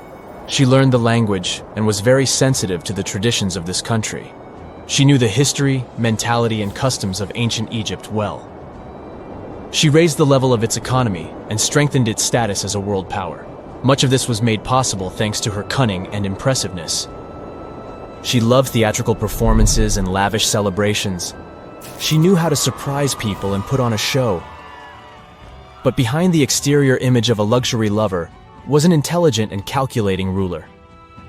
Ancient Egypt was a rich, luxurious country, and Cleopatra did everything to increase its wealth and strengthen its position in the international arena. For example, she was once in conflict with her brother Ptolemy XIII. The queen knew that she wouldn't be able to resist him, so she decided to attract Julius Caesar to their side. The Roman emperor arrived in Alexandria, where Cleopatra wanted to meet him, but Ptolemy knew about her plans and was about to prevent her from coming to Caesar. Then, instead of a rich and noisy arrival, Cleopatra decided to make her visit inconspicuous. She wrapped herself in a carpet or linen bag the emperor's servants carried into Caesar's private chambers. Cleopatra emerged from the carpet and impressed the Roman emperor with her beauty and determination. As a result, they fell in love with each other and became close allies. After some time, she impressed another influential Roman for diplomatic purposes. She arrived to meet Mark Antony on a golden barge with purple sails and silver oars. Cleopatra was dressed in the image of Aphrodite and sat under a magnificent canopy. Her servants dressed like cupids and were blowing her fan and burning incense. But Cleopatra created such a show for a reason. She knew that Antony revered Greek mythology and considered himself the embodiment of Dionysus. As a result, he was so impressed with this woman that he ended up marrying her. Cleopatra defended her crown, strengthened her alliance with Rome, and bore Antony 3 children. In Egypt, they threw big parties and enjoyed wealth with power. However, the relationship of a high-ranking official with the Egyptian queen caused a scandal in Rome. Octavian was Antony's primary opponent in the struggle for power, so he exploited the situation to darken the competitor's reputation. He used propaganda to make Cleopatra an insidious seductress in the eyes of Roman citizens. He accused Antony of succumbing to her charms. The Roman Senate supported Octavian and declared Cleopatra an enemy. In 33 BCE, this conflict reached a high point when Antony's navy clashed with Octavian's fleet. The latter won and forced his enemy to flee to Egypt with Cleopatra. According to some records, they took refuge near Alexandria. Pursued by the Romans, they hid in one of Cleopatra's palaces and met their end. Some legends say that Cleopatra was an expert in poisons. She provoked a venomous snake, a viper or an Egyptian cobra, to bite her. Also, according to another legend, She pricked herself with a poisonous needle. There's a theory that Cleopatra always carried an ampule with poison inside her hairbrush. And when she was cornered, she soaked the needle with this poison and pricked herself. None of this can be said for sure. Scientists are still trying to find out the truth. Perhaps when they reach Cleopatra's tomb, the world will get more answers about her tragic fate. She is considered the last ruler of Egypt. After her passing, Octavian plundered her palaces and temples and returned to Rome, where he became the main emperor. He successfully ruled the country and expanded its borders. His reign ended when he turned 75. World history would have looked different if Cleopatra and Mark Antony hadn't lost that naval battle. By the way, did you know that more time has passed between Cleopatra's reign and Neil Armstrong's flight to the moon than between the reign of the Egyptian queen and the construction of the Great Pyramid of Giza? Armstrong took a step on the Earth satellite in 1969, 38 years after the birth of Cleopatra. And the construction of the pyramid took place in 2560 BCE. Imagine how long the history of ancient Egypt is. Cleopatra is closer to us in time than to the pyramids. There are countless doors all over the world that haven't been opened for decades, and even centuries. The question is why? It seems that nowadays you can open any door you want. The truth is that some doors were sealed for a grave reason. And so far, nobody has found out what treasures and mysteries they hide. Here are 4 doors that keep their secrets all too well. The Taj Mahal. First up, we've got the Taj Mahal in India, one of the most romantic places in the world. Shah Jahan commissioned it in 1631 and dedicated it to his 3rd wife, who he loved like crazy.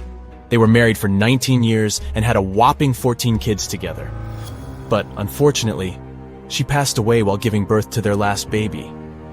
Shah Jahan was heartbroken and decided to build an epic tomb to remember her by. The construction took a whopping 20 years to finish. The building has quite an interesting layout. The design is super unusual with these 4 massive 130-foot tall minarets that stand on the corners of a huge platform. They're not just there for looks. Back in the 17th century, architects were having some serious issues with buildings collapsing under their own weight. So, the chief architect of the Taj Mahal made sure to place those minarets as far away from the tomb as possible. And he even tilted them in a way so that if they did fall, they wouldn't wreck the rest of the Taj Mahal. Talk about planning ahead. The Taj Mahal is hiding some crazy secrets. There are sealed rooms all over the place that nobody is allowed to enter. And if you check out photos of the building from the riverside, you can spot 2 basements. But guess what? They're sealed up too. Nobody knows what's inside or why they've been locked up since the time of Shah Jahan. Apparently, there's a good reason why those rooms are off limits. Some researchers think that they were built using marble, which turns into a different substance called calcium carbonate if it's exposed to carbon dioxide. And when that happens, little bits of marble start chipping off like crazy. To make matters worse, there's no air flowing into these rooms. That means that if too much CO2 builds up in the basement, the 4 minarets could collapse. But wait, there's more. Some people think that the body of Shah Jahan's wife can be found in one of these sealed-up rooms in pristine condition. Why not? Who knows what the mysterious rooms might keep? The Great Sphinx of Giza. The Great Sphinx of Giza is shrouded in mystery. It's not just the largest monolith statue in the world, but it's also a hybrid creature with a woman's head and a lion's body that originates from Egyptian and Greek mythology. It's also very ancient. It's estimated to be around 4,500 years old. The construction of this marvel took about 3 years and required 100 workers, who were not slaves and were treated with delicacies like sheep and goat meat.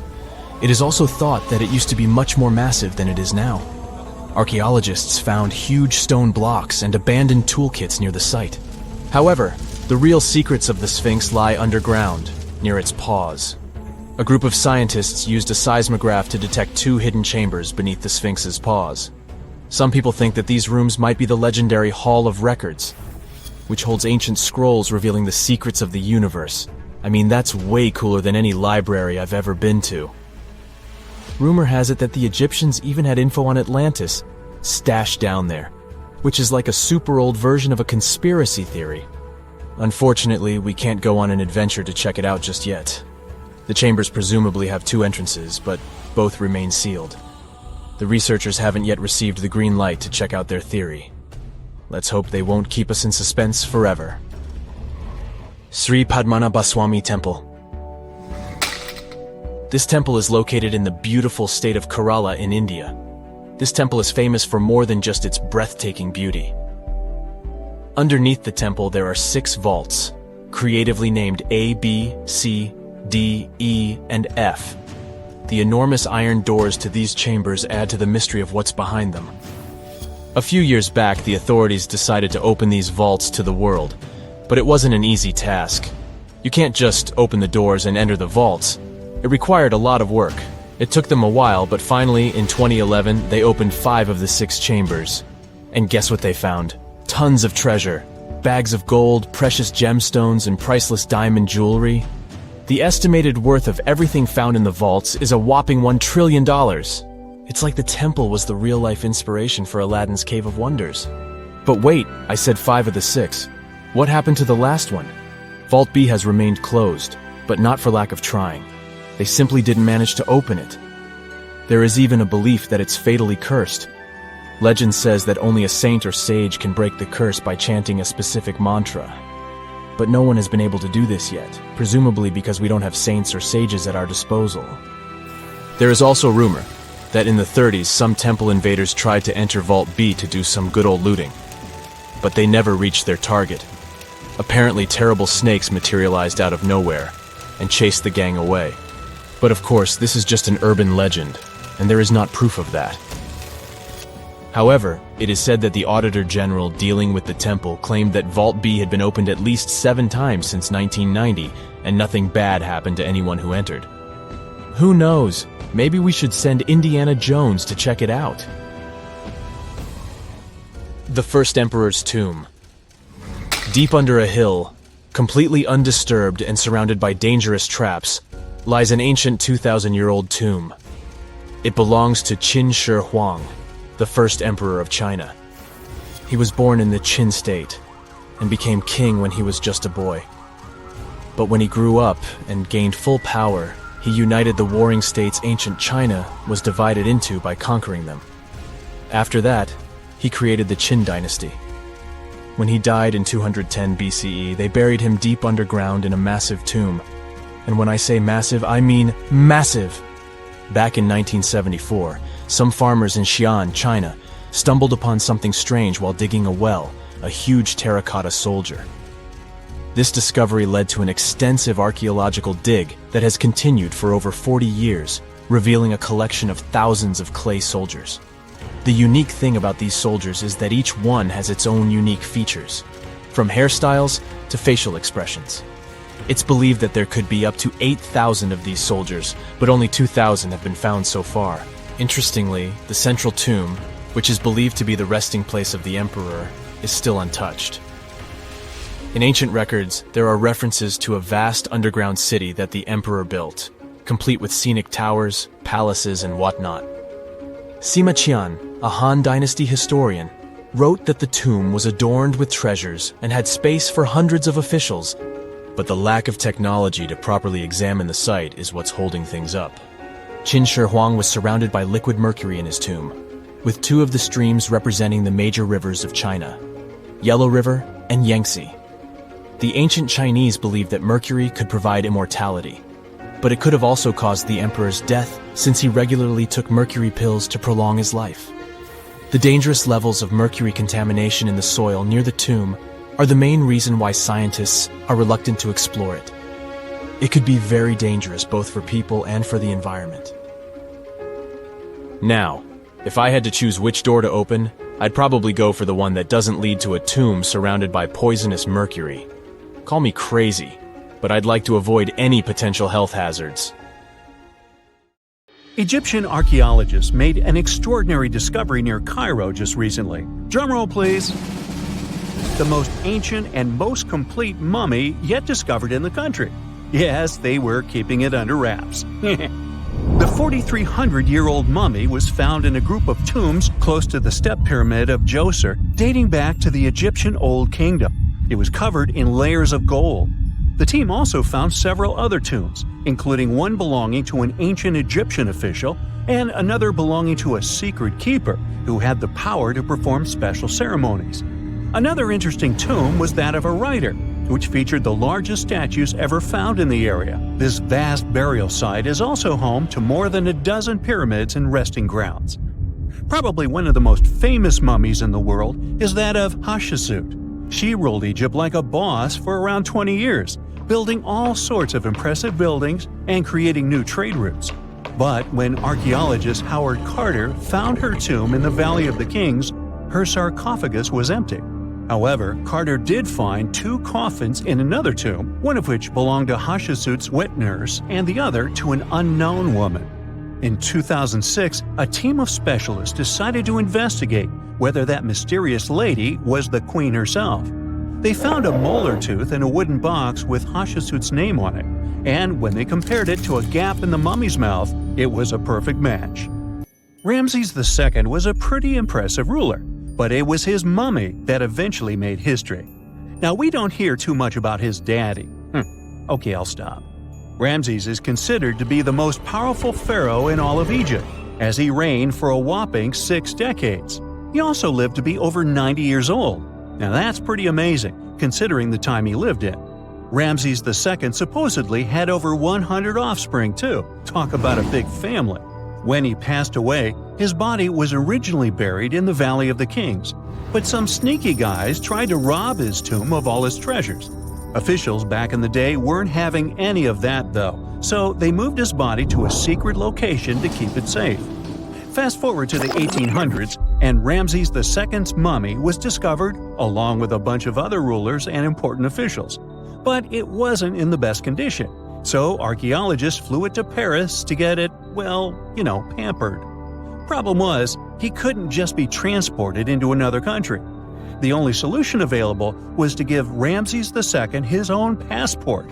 His occupation was listed as king, and the document even featured his photo. Most mummies aren't necessarily known for having the most hydrated skin.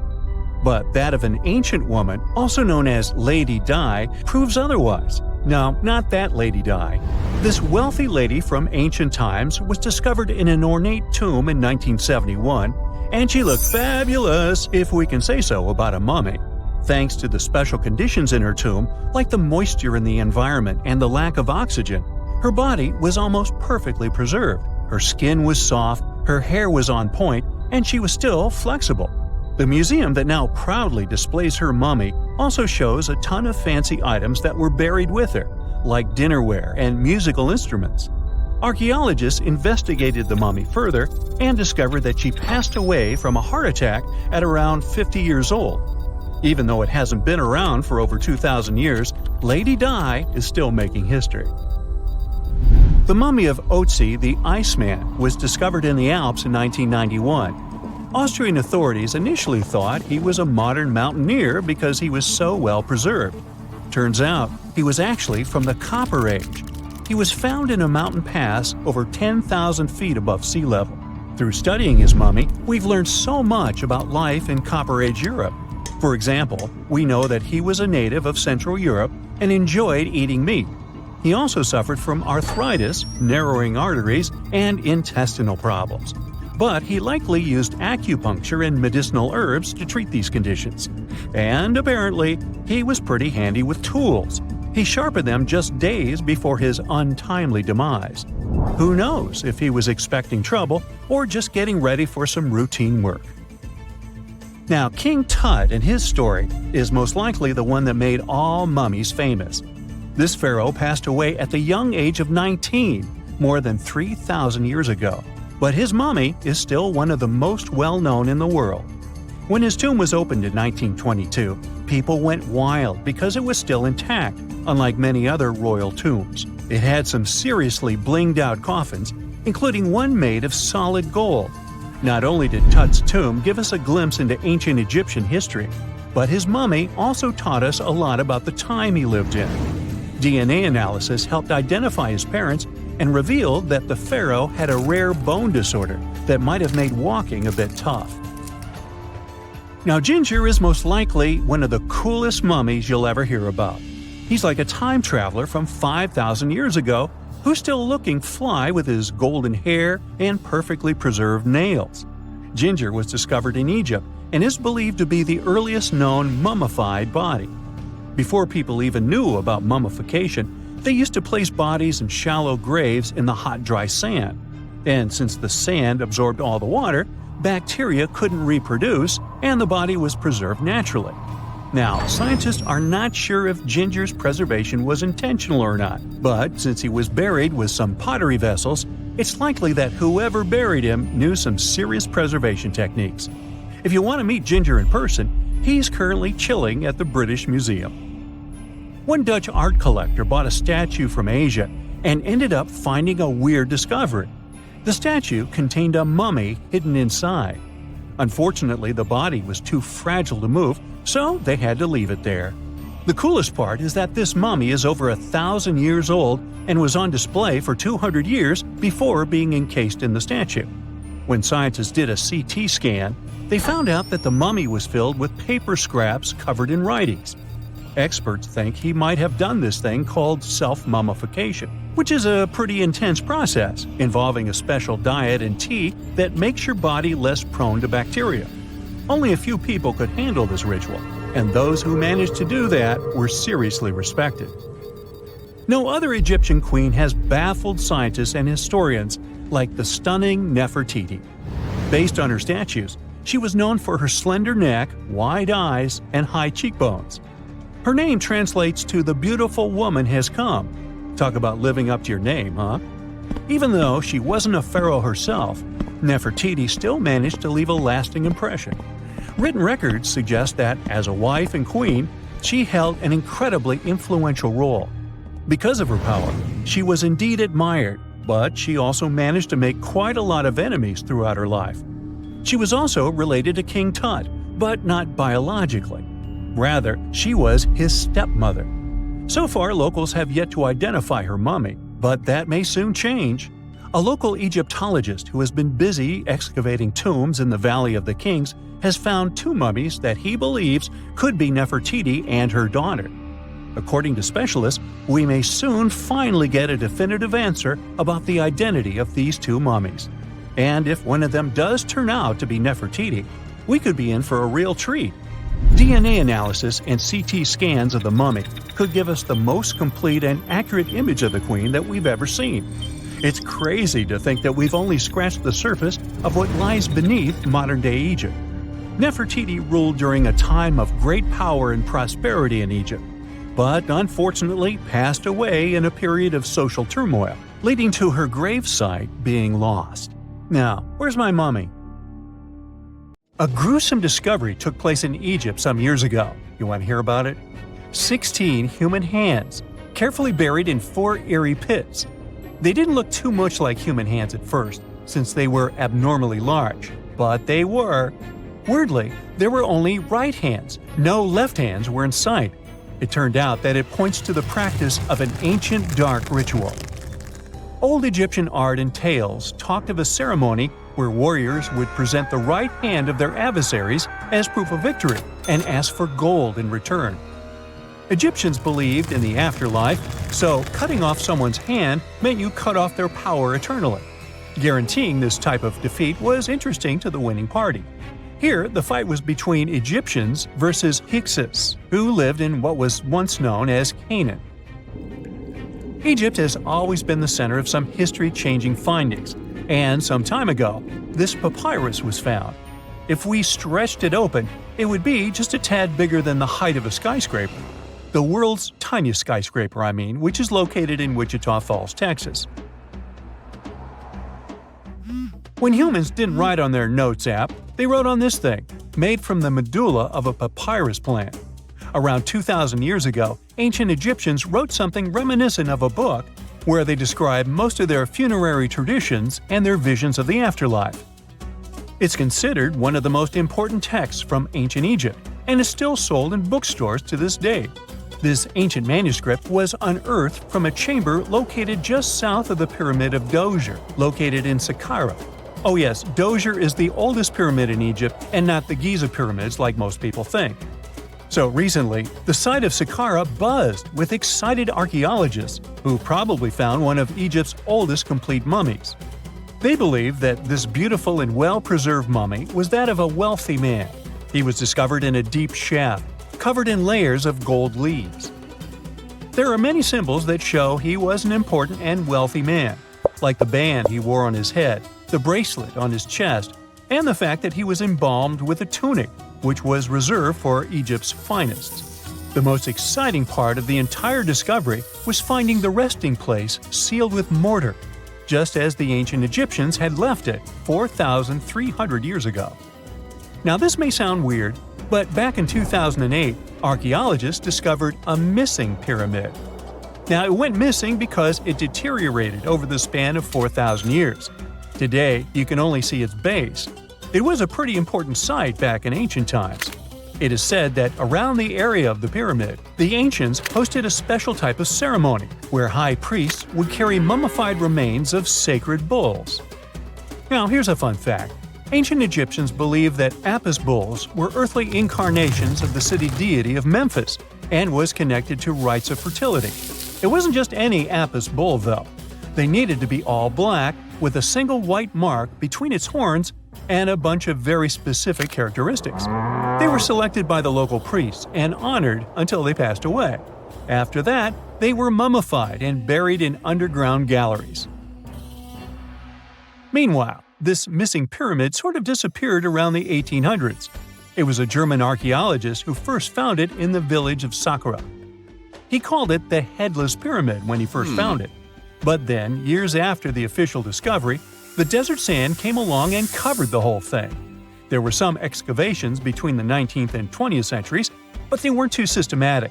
That's why scientists were so thrilled when they dug an entire pyramid's base after removing the 25-foot mound of sand that was covering it. Oh, and it turns out American archaeologists are excavating a cemetery in Egypt that could contain over 1 million mummified bodies. So far, archaeologists have dug around 1,700 mummies.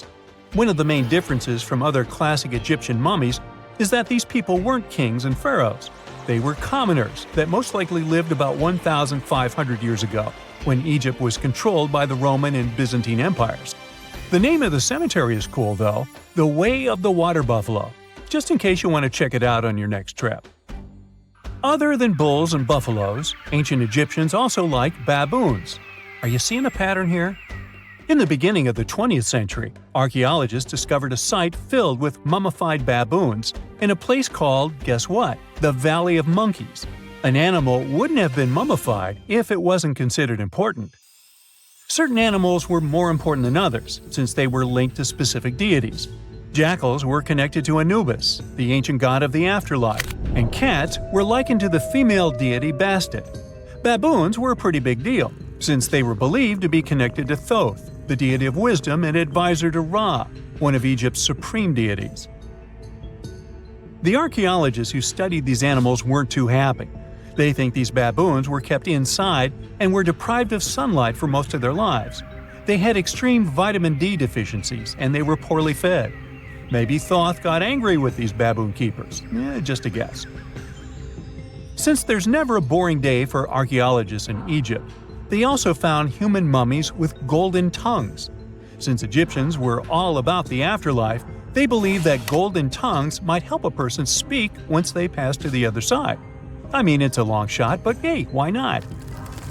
Some of these mummies were placed in wooden coffins with goods, such as necklaces, pottery, golden artifacts in the shape of lotus flowers and scarab beetles, and iPhones. Just kidding. A new temple was also unearthed recently in Egypt. Scientists believe it was dedicated to honor Zeus Cassios. That deity would be a cross between Zeus, the almighty Greek deity of the sky, and Mount Cassios. While digging around the Sinai Peninsula in Egypt, archaeologists spotted 2 pink granite columns poking out of the ground, and bingo. They believe these columns represented the temple's front gate and collapsed during an earthquake many years ago. And speaking of deities, there weren't only super serious deities. Recently, scientists unearthed a golden ring in a city south of Cairo. No, Frodo, it's not magical. It was a normal gold ring, but it had the depiction of the deity of fun, officially named Bes. This deity is often described in sacred texts as a happy chubby dwarf. Today, many tattoos we get are sorta deprived of any sense and are made of aesthetic purposes only. In ancient Egypt, though, women would get tattoos as a token of protection for childbirth. That's what scientists think, at least. Around the Nile region, scientists found some mummies that had well-preserved tattoos, which is a rarity since the skin deteriorates so easily. 2 of these women tattooed their lower backs, and the drawings were simple. They were mostly pictures, including that same chubby dwarf we just talked about, Bes. He also had a side hustle as the protector of women during childbirth. Now, would you believe me if I told you ancient Egyptians invented robots? No? Well, that's because that's not entirely true. Sure, they were astronomers, mathematicians, and engineers, and somehow they also squeezed an eccentric invention into that package – an automated deity some scientists called Hathor. This wooden statue had been in the Metropolitan Museum of Art for years before someone noticed its secret. With the help of an X-ray machine, specialists discovered a mechanical operating system inside it. The pulley-like axis goes from the statue's shoulder to her left leg. When the system rotates, the statue raises and lowers her hand. Hey, pick me! Pick me! I got my hand up! Let's face it, most ancient tombs have been looted at least once. No matter how scary the rumors could have been, most mummies were open too. But one. This is the Bashiri mummy, and it puzzles everyone so much that nobody dares to see what's inside.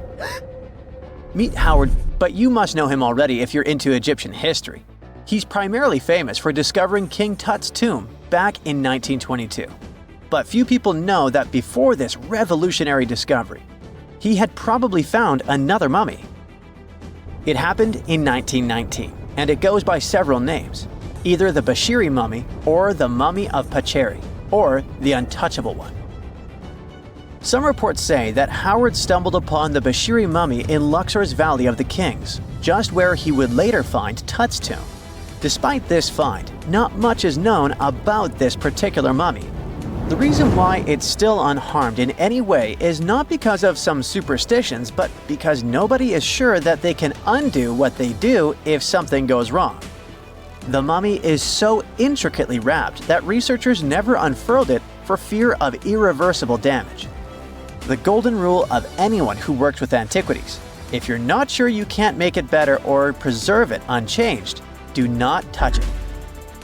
History knows many examples of ancient relics ruined beyond repair, say Ecce Homo, or smiling statue restoration. The delicate fabric that covers the mummy's face has this cool design that kind of looks like a pyramid. The researchers are not 100% sure, but this might be the only one of its kind with that embalming style. But without knowing the ancient technique, it's next to impossible not to ruin the mummy while unwrapping and wrapping it back. Back in the day, people, both experts and looters, would unwrap mummies for all sorts of reasons, mostly to study them. Luckily, these days, we have advanced tech that lets us check out what's inside a sarcophagus without having to unwrap anything. After taking a closer look at the Bashiri mummy, researchers figured out that it belonged to a man who was around 5.5 feet tall and lived during the Ptolemaic era, which makes this mummy roughly 2,300 years old. The Egypt Museum shared that the X-ray scan also uncovered an inscription of the guy's name, but it's a bit tricky to tell if it says Pacheri or Nenu, adding to the intrigue.